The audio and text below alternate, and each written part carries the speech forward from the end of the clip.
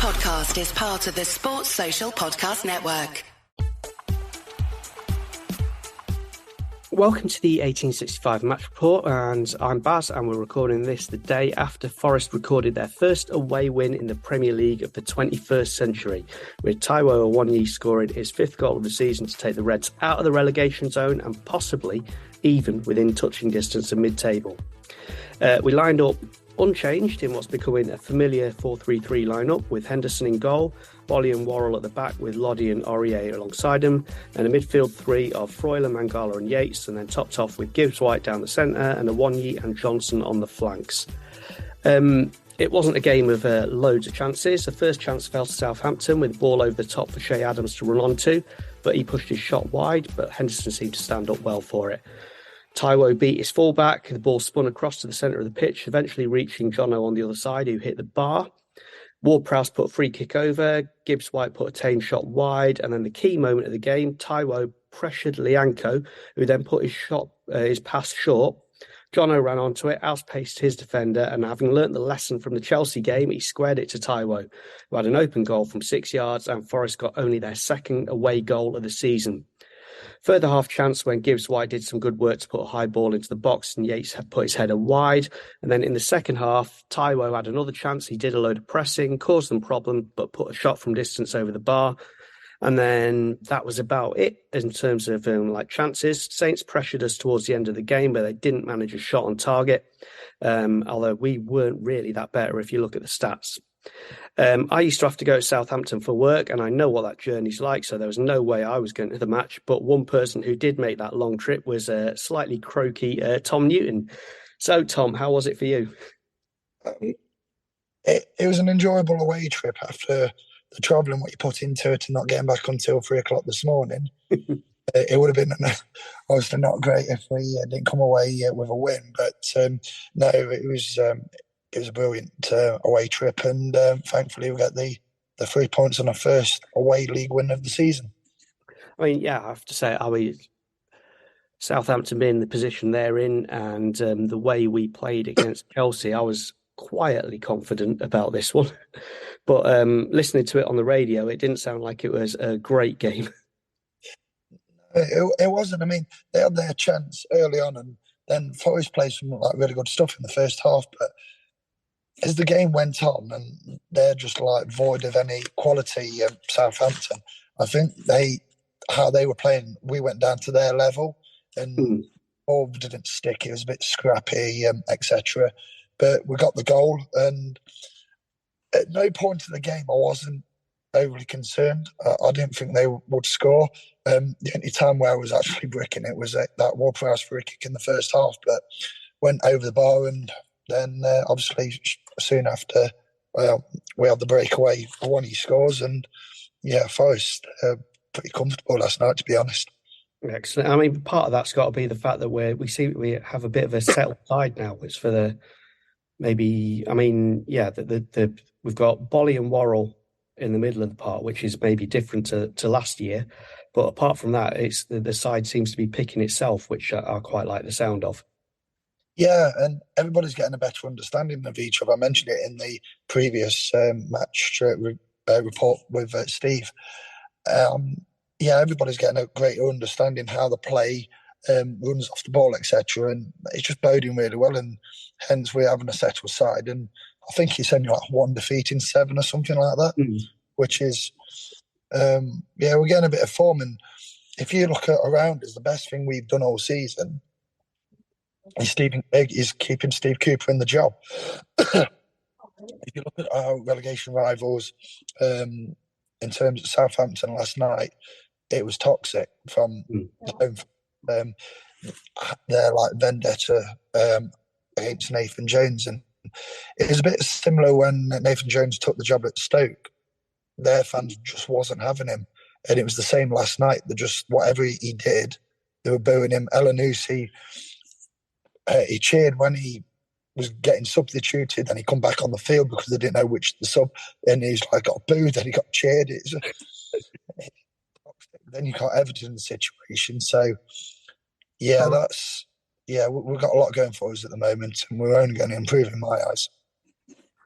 Absolutely. Well, we'll come back to Nathan Jones later because I've got a few things I want to say about him as well. But one of the things I've noticed recently, certainly from Man U onwards, is like I always had it in my head, and I think a lot of us had it in our heads that Awoniyi was a straightforward, like number 9 kind of centre forward. But we've been playing him on the right with Gibbs White in the centre, and he's not. I said during in the Man U match report, he doesn't hold the ball up, doesn't Taiwo. But what he seems to have done and what we've discovered about him is he loves to run at people and take them on. I think in playing him out wide's kind of brought him to life a bit.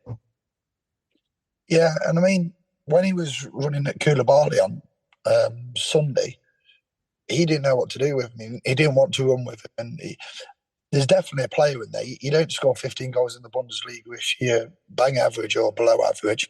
And they've worked really hard with him. If you notice at the start of the season, and I mentioned this on the previous match report, is that Awoniyi was a bit raw, a bit this and that.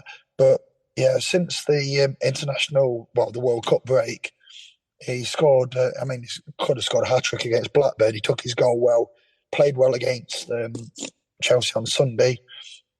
He ran at the back for United, but nobody was in 40 yards of him, so it was a bit hard. And then he got his goal last night. So, and I think it's as much. Yeah, we've got an understanding now of what he's good at, and he knows where he's fitting into the side a bit more. Yeah. However, speaking of the United game, so both of us noticed that whenever Awoniyi got the ball, he was just isolated and on his own. Whereas last night it sounded like we were pressing from the front, more like the second half against Chelsea. Yeah, and we looked a lot better. Where I thought the first half against Chelsea was a bit tentative, our faces, and last night, and especially the first half, was aggressive and tackles were going in, and when we're like on the front foot and aggressive, we are a good side. To watch. I mean, there's still room for improvement, but we've got something going for us. And if we just keep improving bit by bit, get the odd point away from home, and our home form is pretty decent to be honest, then we get probably 2 or 3 players in this window. I think we'll be all right. Yeah. So one question I've got for you then. So earlier in the season, I was watching Bolly playing, and I was like, "What have we bought here? Why have we got him?" He seemed to be like wandering all over the pitch and all over the place. And everyone's noted the criticism of Joe Worrell, where he seemed to be a bit struggling to get to grips with the Premier League and the extra pace and the extra concentration needed. But they seem to be, at the moment, our first choice centre-half pairings. How did they play last night then? Yeah, pretty well. I don't think Joe Worrell missed a header all game, and Bolly just kept it simple. There was just one occasion, I think, in the second half where he was just a bit guilty in possession, and I think we tried to be a bit too clever, and then they nicked the ball. And I thought at times we might have been like our own downfall, because Fowler a couple of times he was guilty in possession, but thankfully they didn't hurt us. But on the whole, I thought the back four, to be honest, they've got a back four there now, where early in the season there's some players were struggling to make the step up, etc. But Jorge's been absolutely brilliant. Loddy's now is getting a greater understanding of the English game and how we play, and he's pretty decent last night, apart from one lunging tackle, which was a bit naive. And you got Bolly and Warren, and it's 2 games on the trot now. Henderson hasn't had a save to make. Brilliant. And Mangala, at the moment, he's only got 60 minutes in him, but him, Yace, and Fowler are pretty decent as well. So, yeah, the team's really gelling, and they're going to only get better in time. Brilliant. I have to ask about Gustavo Scarpa. I've read a couple of match reports, and they've sort of put him in as man of the match, even though he only got 20 minutes. And he's obviously made a big impact with the fans in general, with his skateboarding and his attempting to speak with an English accent and all that, and his Rubik's Cube. Yeah. How was he last night then? He did really well. I think everybody's just been excited to see him because obviously been a bit hamstrung in terms of him arriving and obviously not being able to play because of the transfer regulations and things like that. But there was one where he's like, he's hit this ball and I think, has he had a shot there? And he's pinged it. Barry Williams on the right wing and thought, what a pass. And he's going to be a special player. Really, he's touch awareness, understanding, and he's tracking back and he can defend. So he's going to have a really good second half of the season for us. Fantastic. That's really good to know. I'm looking forward to seeing him then. Right, I want to go back to Nathan Jones for a sec, and Southampton in general, actually. Rich reminded me the other day, I'd completely forgotten about this, but Nathan Jones apparently played in that infamous Yeovil semi-final in League One. And apparently I turned to him and said, oh my God, I hate that player. He's awful. I really can't stand him. And as a manager, it's exactly the same. I hate him. I can't stand him. What is it about him? And is he going to do anything at Southampton, do you reckon? No. Is that with Southampton? I don't know a great deal about Southampton, but for the last few years, they've had something decent in terms of buying players, selling them on. And Hasenhüttl was like, he just come to the end of his shelf life, and Southampton thought they were going to get somebody better. And ultimately, as soon as Nathan Jones was linked and got the job, I thought they're planning for the Championship. He's all right in clubs punching above the weight, i.e. Luton, etc. But when he's going into these bigger clubs, I mean, he went to Stoke a few years ago. They weren't having him. And I remember when we went top under Sadbury on that Friday night and they scored first, and he's turning around to the Stoke fans, geeing them up and everything. And they were just returning with the V sign and everything. And you think actually with the reputation Stoke have, he'd probably be quite a good fit for them with that sort of aggressive in your face kind of. His antics last season, and he's when you listen to him, he's deluded. When touchline, he's an idiot, and just, I can't repeat what they said, but it was toxic last night. So so speaking of Southampton then, so what we have now is a slightly different to normal view from the opposition. We've got 4 people, Joe, Stephen, Julius and Chris, 2 of whom travelled all the way from Canada to watch that Southampton performance. Dedication, that is. It's hard to imagine a match where the players could have done less when the ball could have done more. Thanks, Joe. Yeah, worst game I've ever seen, I think, and I much prefer the 9-0s. And we were beaten by the better team, but it looked like our players had never played together before, and Forest were just a smidgen better than we were. Not worth the money coming from Canada at all. At all. Worst performance I've ever seen, even on TV. Yeah. Yeah, that was depressing stuff. I thought Forest were the better side. They deserved the victory, but they offered very little. They defended valiantly towards the end, in particular, and kept us quiet. But they had no creativity. They barely string a few passes together. Never seen so many fouls in a single game, which was disgusting. Pretty good at shirt tugging. I think they really got the ref was awful. I mean, he let so much rubbish go. Yeah. All the arm pulling and the shirt tugging, and then the first 10 minutes, the amount of times they went down and then just lay there till the ref came up, and then they sort of recovered. So I think that, unfortunately, both those teams will be playing each other next year in the Championship. So, as you can hear there, they're not very pleased with the result, but they didn't think we were much better.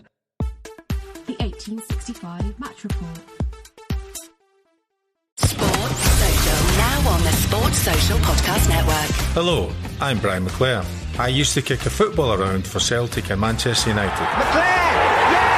These days, I'm joined by special guests to talk anything and everything on my podcast, Life with Brian. When you meet footballers, you're just giddy, aren't you? You're kind of like, they've lived your dreams. Me and Bez are inseparable a lot of the time. So join me and listen to Life with Brian, the Brian McClare podcast, wherever you get your podcasts. You're listening to 1865, the Nottingham Forest podcast. One thing that we have been getting a growing reputation for is our fans. The reputation, the atmosphere at the City Ground has been amazing all season, and away from home, as Tom, you know, we're getting a growing reputation amongst the other fans in the Premier League as well. So, what was it like in the stands? That was the best atmosphere away from home all season. I'm not going to go into the reasons because obviously people are put on Twitter, they've got their opinions and everything. And I understand people can't get because of travel, costs, this, that and the other. But last night, from start to finish, it was like non-stop singing. And it seemed like it was the actual core who go away from home last night. And we just ran lads on and got over the line and got the 1-0 win and 3 points and out the relegation zone. I do think I've said this before. Actually, is like one of my favourite games from years and years and years ago was one where we went to Norwich away, and it looked like it was going to fall out into one of those dull 0-0 draws, but the away fans just kept singing and singing and singing, and Steve Stone bundled the ball in right towards the end, and he said on the radio the next day it was because of them, because they kept going, they kept us going. And it's if we've got that support, then that's always going to give us a chance. But I also remember when there were points when we would rely, as fans, we would rely on the players to do something on the pitch to get us to start singing. It's the other way round now, isn't it? And that's got to be because of Steve Cooper. Yeah, definitely. And another thing is that if you look at the other teams around us, like I mentioned, is a toxic environment with Everton. West Ham will probably get to that point if they keep losing games. Southampton last night, but we've never turned on the club or the manager or the players. This we just kept together and basically closed ranks, really, haven't we? And just carried on singing, supporting the lads, and we're reaping the rewards of that at the moment with our current form. So, just dropping into Steve Cooper, we'll probably just touch on this quickly because obviously we'll deal with it much more when we do one of our Ramble podcasts later on. But we've got the transfer window coming up. Emmanuel Dennis was on the bench but didn't make it on the pitch last night. So all the rumours are that he's on his way out. What do you see happening in the transfer window? I think it just hasn't worked with Dennis for whatever reason. I mean, last night he didn't even come out for the warm-up at half-time. And that's telling. And when Johnson went off last night and Nico Williams come on, you might have thought that he might put Dennis on just to keep the ball at the other end of the pitch, but it didn't happen. And it's like the risk with every transfer, isn't it? It's like some work, some don't. And I think his days are numbered, to be honest. That's an interesting thing as well. That's 3 games in a row where Williams has come on to play effectively on the right wing rather than as a fullback. Yeah. Or wing-back, innit? Yeah, and it just hasn't worked with Dennis. To be honest, it seemed a bit like, I wouldn't say a panic signing, but it seemed to be one of those like, oh, he's available, let's get him. We spent big money on him, and was it 10, 15 million? And I don't think we're going to get that, but probably the good thing about being in the Premier League at the moment is you can probably make a loss on a transfer and not hurt you would in the Championship. And he's obviously a decent player, but it is just one of those things, and sometimes it don't work out for people. Yeah, I mean, the times when he's come on, he's looked a bit bright, but his ball control has been a bit all over the place. Then he basically gifted Manu the third goal, didn't he, last week? And I know, according to journalists, i.e. John Percy, etc., it infuriated the coaching staff. And I don't know Dennis, and I don't want to be disrespectful of him, but he seems to be more bothered about horsing around, dancing, rather than probably concentrating on his football. But it's probably that's what the players like in the 21st century. They're more bothered about rather than concentrating on being a better player. But ultimately, it hasn't worked for him, has it? So just to take things on a slightly more positive note, if you look at the table now, I think we're 15th, level on points with Leeds and Leicester, above Bournemouth, who were giving us a load of stick earlier in the season after our loss with them. We've got Wolves sort of on the up at the moment with their new manager, but West Ham and Everton are sinking fast. As you say, Everton in particular seems particularly toxic, and it's not just Frank Lampard, who's another manager I don't like, but also the way the club seems to be run is the problem there. So actually, things are looking a lot better for us quite suddenly, aren't they? Yeah, I mean, we've got the 2 cup games now, which it'd be nice to go through, obviously, both of them. Then got Leicester, and I wouldn't want to use the word of revenge, but obviously we got our bellies tickled, didn't we, at the King Power? So it'd be nice to beat them at home, and then I don't know who it is after. I think it's Bournemouth away and then Leeds at home. So if you look at the table and then who we're playing, it's Leicester, Bournemouth and Leeds. It's once again, we're entering a critical phase of the season. Yeah, then we've got the visit of Manchester City, haven't we? So yeah, the crucial point of getting points on the board and everything, and just keeping our heads above water. I mean, if we could win those home games and maybe sneak a point at Bournemouth, 7 points on the table before Man City come here, that'd be amazing, wouldn't it? Yeah, definitely. And then if you look at the points, I can't remember how many points we were on, but in previous seasons, 38's been the magical number, and I don't think it's going to be that high this year. I think it's going to be. I think there are some pretty bad teams. Yeah, so I mean, we're past halfway now. If we just keep plugging away, and I mean, I'm not saying just like roll the red carpet out when we play Man City. I know it's going to be an incredibly hard game, but weird thing is, actually, I think City are beatable at the moment. Recently, if you watch them, they don't like being pressed. So playing at the City ground and the way we press high up the pitch there, that could be something we could get something out of. But that's a bit optimistic, I have to say. Yeah, but sometimes it's like how we're playing at the moment. We've probably got that mindset like we're going to play better than we did at the Etihad at the start of the season. So you just don't know in football, do you? So so just looking at the table, we're on 17. We've got Palace and Villa. We're on 17 with Leicester and Leeds. We've got Palace and Villa on 22.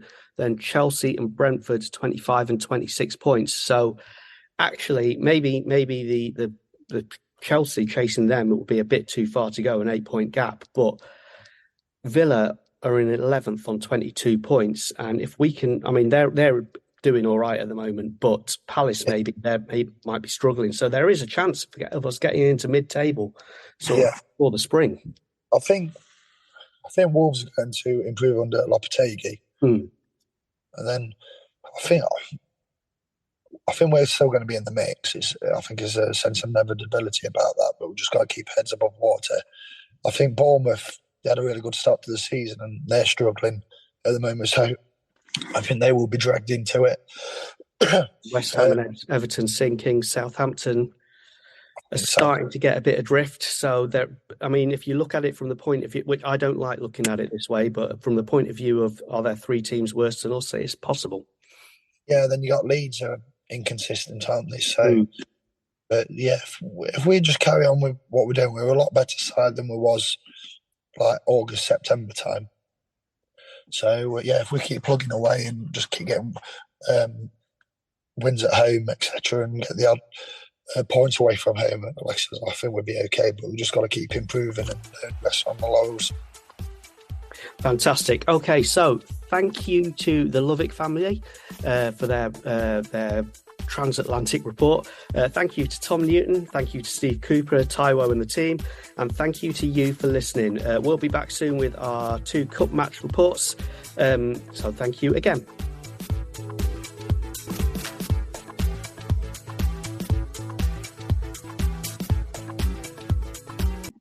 And just looking at the table, I think, hang on, let me just bring it up. So we're on, I've lost it. Oh, okay. That went well. Cut that bit.